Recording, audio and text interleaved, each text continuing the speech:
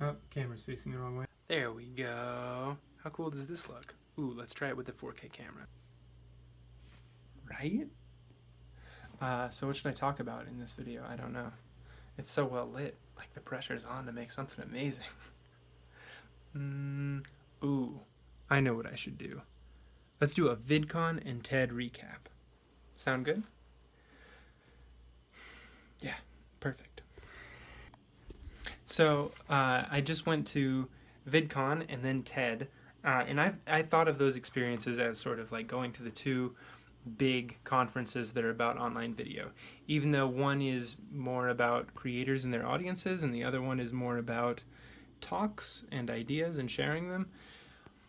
Both of them are technically online video conferences. I mean, if we're really going to get to the nitty gritty, like both of them exist because of what online video is, and both of those conferences, because they are spurred by online video, share a lot in common with my own personal drive this year.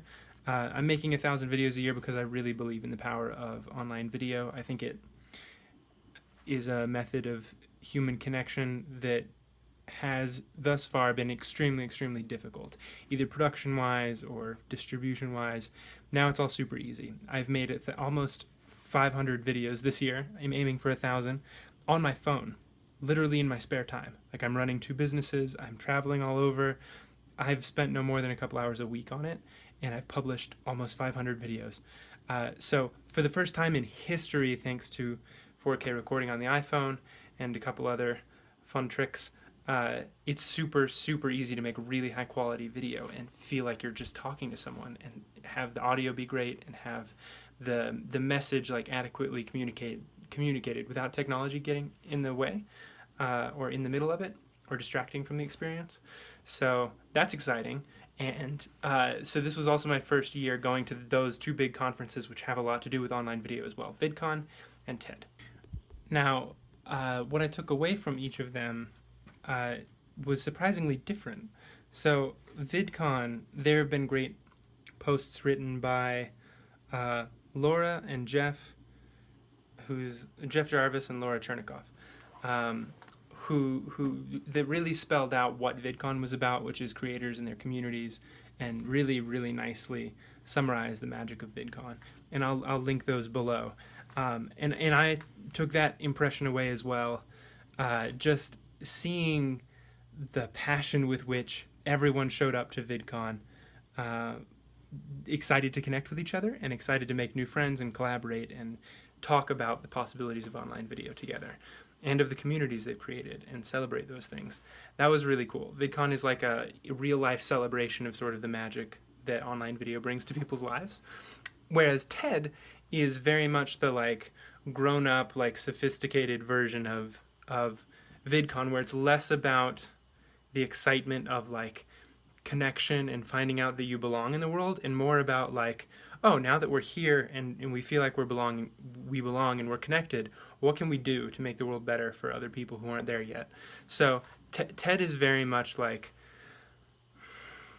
already a community that's been around for 30 years and is like focused on growing and changing and improving the world it's in. And VidCon is very much a community that has just begun. And the 2 conferences reflect that feeling a lot. Maybe that's stating the obvious. Let's state some more of the obvious. VidCon like takes itself as an online video conference, and TED does not. TED is very much about ideas and is very much centered in the fact that like this was a conference before online video defined it. I think what might be more surprising is that because TED is seen as more of like an elitist thing, and VidCon is very much a like bring the people, like let's have a community gathering sort of thing. I actually, the experience of attending one or the other is very different, or was very different for me. TED was more like inviting and less intimidating, I suppose, and just easier to navigate. Whereas VidCon was very like socially stratified. So to put it practically, at VidCon everyone showed up with their badges, and it was easy to tell whether you were TED staff or an attendee or a speaker or a TEDx organizer. And there were each of those different groups has different roles in the conference, of course, but everyone could attend an event. Everyone hung out together. We all had meal times together. Like meals were provided, which is also interesting. Also, hugely different number of people. So TED was 1,000, VidCon was 30,000. Um, and so, I mean, there are just differences that come with the number of people. But VidCon, on the other hand, where you'd expect it to be more like community, like gathering and like welcoming, was seemed artificially stratified. So like where there might not really have been differences between people, differences were created. So like if you were with a group of friends who had different badges from you and you all walked into a party or something like that, often half of the group would get cut off. And like even if you were with that group, like there were several times when I was at VidCon where a group ahead of me and a group behind me and the group I was in all got split down the middle, and like some of the people with some of the badges got through and the rest of the people just ended up confused and split from their friends and ended up going to get dinner on their own. So it was just a strange time, and I'm sure that there are so many like complicated factors that make that necessary. But that is the opposite of what I expected. I expected TED to be very elitist, but TED did a very good job of actually breaking down those social strata and making you feel like you could just sit down and have a conversation with anyone at the conference, whether it was Chris Anderson, the curator and CEO and head of TED, or just a first-time attendee or TEDx organizer like myself. So it was a very, very, very fun time in both cases, but different experience-wise in ways you might not imagine. I think it's also worth giving credit where credit is due. Like the VidCon team did an incredible job with security, and they really like in the wake of events that really shook the community, did a great job of keeping people safe and still encouraging. I mean, it's not like VidCon was completely like you can never talk to people and make friends. VidCon was a very like exciting, full of collaboration sort of event. It was just noticeably different from TED, whereas TED was like you can tell they've been doing it for 30 years. Like the security was not even noticeable. Like you didn't think about it, but it was still there in much the same force as it was at VidCon. So I think it was just a matter of like the experience of the people running it. The biggest takeaway for me is that I went to both conferences hoping to make new friends because I knew absolutely no one in the YouTube community and no one in the TED community. I didn't know any TEDx organizers. I didn't know any YouTubers. And I didn't know anyone who'd spoken at TED or had been to an official TED event other than folks I'd emailed or worked with in the past, but like no close friends, right? So I came away from both of those experiences with like a pretty big group of like people that I'm going to be really excited to keep up with for the next however long we end up keeping up, but hopefully lifelong friends, like just really, really cool people.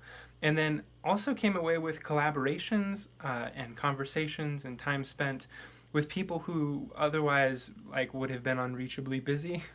And are people that I was honored to get to work with and to talk to. And also just a lot of really, really good ideas. So a lot of those conferences was just attending workshops by people who had put together really carefully crafted presentations. And it was so, so cool to get to see those. Even though you're just sitting in an audience in that particular situation, the ideas that are brought to these conferences are so wonderful and really get your mind turning about what sort of things you could be working on. So that was a wonderful experience for me. Okay, I think that about wraps up my conference summary. I really enjoyed getting to compare and contrast VidCon and TED. Thanks for listening to me. I think the coffee's done. I love it when the coffee's done. Yeah, I loved getting to compare VidCon and TED for you. I probably switched the words VidCon and TED a couple times during this video, but I'm sure you can catch that. Thanks for listening. If you ever go to VidCon or TED, just make sure to show up in places you don't belong, ask questions, obey the conference rules. I don't mean that in like a don't follow the guidelines sort of way. I mean that in like a go places that you would feel uncomfortable and put yourself outside of your comfort zone and engage with people. Ask them about themselves and learn. And like that's the coolest experience of going to these conferences is like hearing people's stories. Every single person you run into has an awesome story about how they got there and why they're there and what led them there and how they got involved with the community. So go and seek out those stories and those people and get to know them. That's how you make friends. And to everyone that I met at VidCon or TED who is watching this, I cannot believe some of you are watching my YouTube channel on a regular basis now. That's pretty cool. And I'm really, really excited that I met you. And I hope that we get to stay in touch for a long, long time. You're all super cool. Thanks so much for watching. Those are my thoughts. I'll see you in the next video.